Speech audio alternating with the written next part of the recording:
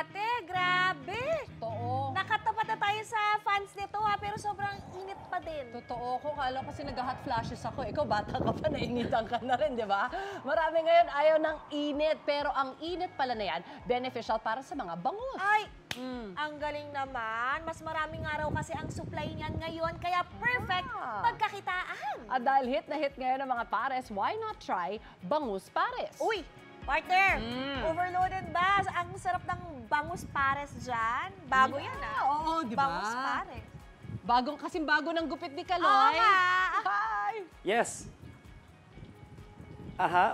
Wait lang. Kung overload, malalaman natin. Mamaya kapag tikiman time na. Good morning dyan sa inyo sa studio, Miss Suzy and Shaira. Eto na nga, ang init-init dito sa labas kumpara dyan sa studio na nangangatog kayong lahat.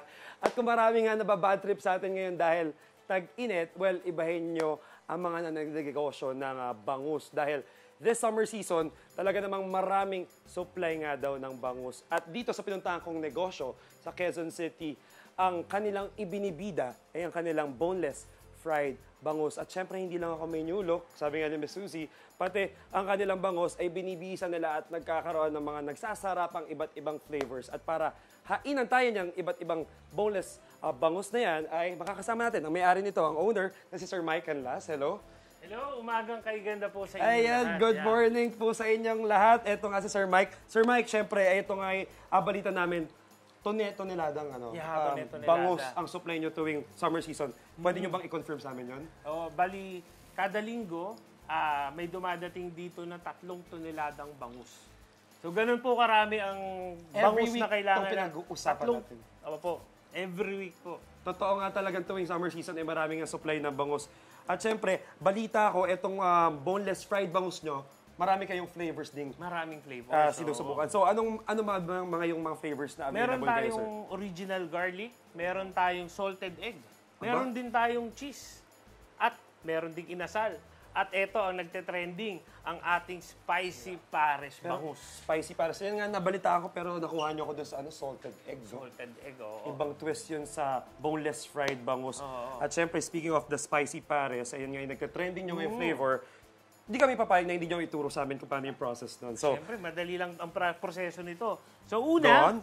mag-ano lang tayo, kuha tayo ng bangus. ang laki ng bangus. Ito na Malaki totoo, to. overload yung bangus. Overload talaga. Kalahating kilo ang bangus namin at dito kami sikat sa Alright. big boneless bangus. So, partner Shaira, kung yung tanong mo kanina, overload ba sa size? Yes. Sobrang yung lasa, overload. flavor, mamaya malalaman So natin. after mabreadingan, yan, didiretso na natin sa kumukulong mantika. So kailangan deep fry. So para talagang maano natin yung lutong nung crispy bangus natin. At ang pansin ko kanina, actually, hindi matalsik yung Hindi, yung oo. bangus. Kasi Yan. usually, pag nagpiprito tayo ng bangus, todo ang mantikan tumatalsik dyan, kailangan mo takpan talaga eh. So anyway, after that, ano pong After next that, step? habang niluluto natin yung yung bangus natin, gagawa tayo ng sauce. Ito yung ating spicy pares. So, Ayun na. basically, pares flavor, nandito ang laurel, nandito ang anis. So, Tubig. So, para lang tayo magluluto ng noodles. Ayun. So, ito- ano natin? Sir Mike, itong recipe na to, kayo ang gumawa nito. Oo, sa amin to. So, Kaya naman pala. Unique yung lasa, kaya nagte-trending yung Yes. spicy pares na Spicy boneless pares. fried bangus nila. So, Alright, magkano after po yan, ba? lalagay natin dito. Okay, ayan ang next step. Yan. Ipine-prepare na natin yung bubuhos natin mamaya on top of the boneless fried bangus. Pero before we move on to the next step, Sir Mike, magkano po ba ang isang piraso ng Isang boneless piraso fried? po nito. Overload. Overload, 299 pesos lang. Ayun, sulit. Oo, Parang pwede so- nga sa 2 tao to. Diba? Actually, kaya yan ng 4 eh. Eh, parang dito sa aming sa grupo namin hindi. 2 to, or isa nga lang eh. Pero 4 sa mga 4, usual, oo. yung normal na kain. Okay, 4 na tao. Overload, 299, napakasulit. Alright, next step po, Sir Next Mike. step, so hahanguin na natin yung after 8 minutes, hahanguin na natin yung ating So crispy yun, fried 8 minuto yung pag-deep fry natin sa bangus. Ayan, perfect lang Meron yung na tayo. pagkaluto. So, yan siya. So, paano natin malalaman na crispy? Ayun, Minsan yes. sa tunog pa lang eh. There you go, yeah. Malalaman, It parang is crispy crispy, sure pata, ako. di ba? Crispy pata, pero ito bangus. Pero kami sa store, kailangan yung tunog. Nandun yung Ganyan. crispiness. Oo. At ma-achieve mo yan if you fry it for 8 minutes, deep Yes. fry. Yes, Okay. Tapos, I think after po nito, we are... is ano na natin? Lalagay siya sa packaging. ilalagay natin sa parang pizza box. O yun, ay ang unique naman kaya pala pizza ng box talaga is parang usually mga customer nagugulat pag Let me help you. sinosorpresa sila. Kala nila pizza. Pero pag ano nila, wow, Malansa bangus pala pala. yan sa loob. Bangus pala. So, ganyan siya. Okay. So, after nyan, eto na yung ating Para finish. na-achieve natin yung consistency na doon ng pares, oh. Nakikita Yes. ko rin doon sa pinaprepare niya. Ito po siya.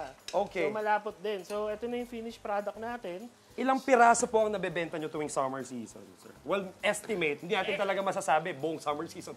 Ang haba-haba masyado so nun. siguro dahil nga nasa 3 Tonelada tonelada, every week. So, sa isang bangus namin may kalahating kilo. So, more or less, mga 6,000 a week. Wow, na bangus. that's Ganun a lot of kadami. bangus. So, after nyan, ito na yung pares natin. So, bubudburan natin ng pares sauce. Budbod. Pwede bang buhos pag gusto ko mas marami? Pwede naman, syempre, oo. Dahil special kayo ngayon, Yes, so eto sobrahan na nga. natin. I-overload natin to. Literal, sa size and flavor, Yan. for sure overload. Yan. Syempre, Okay. after nyan, Kompletuhin pares, lang natin yung toppings, may syempre. oh. kasama syempre yung overload. Ay, damihan na. Nabawang. Tulungan kita, Sir Damihan Mike. pa? Oo, Oo, mahilig tayo sa... Oo. Tapos, Garlic. syempre, ang ating Ano to, spring onions. Ganyan Pares lang. na pares nga ito. Ayan siya. Alam nyo na kulang.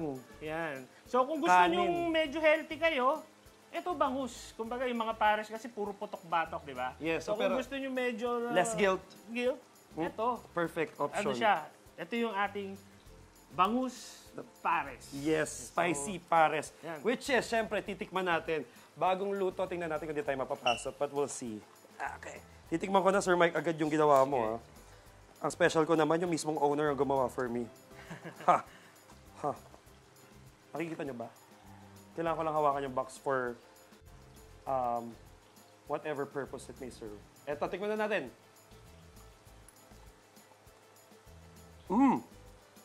It is spicy, which I like. At saka yung bangus, crispy sa labas, pero malambot and tender on the inside. Perfect na hinahanap niyong pang-ulam this summer season. At syempre, mamaya, Sir Mike, meron kaming titikman pang ibang flavors na nitong boneless fried bangus. Yes. Yan ang dapat nyo kaming samahan dito lang sa inyong pambansang morning show, kung saan laging una ka, unang hirit. Sarap.